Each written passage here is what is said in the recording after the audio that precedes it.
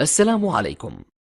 لا تنسوا الإعجاب بالفيديو والاشتراك في القناة تشجيعا لنا لنستمر بنشر المزيد إن شاء الله. بس انا لما بخش اي فرح الحمد لله والشكر لله مم. كل الدنيا بتبقى واقفاني بتلعلع. ومستنياني طبعا اكيد. مم. هي الفرحه ما بتستناش حد، يعني ايه؟ الفرحه حلوه عامه، لما بتبقى من القلب فرحه حلوه جميله طبعا. هي بتيجي كده. فاهمني؟ يعني كلهم بيلقبوني ايه؟ بالسيده الجميله الاموره عبله كامل، اللي احنا مش صح، يعني بيشبهوكي بيها فعلا. اللي احنا يعني شيء يشرفني طبعا. مم. لان هي فنانه مصر الاولى في الاحترام والادب والدم الخفيف وكل حاجه ميزه جميله فيها. فاهمني؟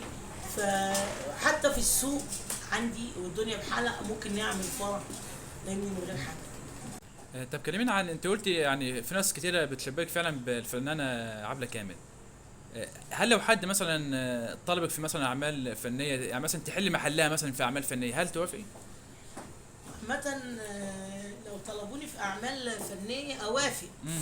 بس مش بدلها، عشان انا ما ينفعش اكون بدلها، عشان هي سيدة مصر الأولى. ما اقدرش ابدا ان انا اكون بدلها ابدا، ولا حد يشبهها ابدا، ولا في فنها الجميل ولا في عظمتها ولا مكانتها، بس ممكن ان انا امثل.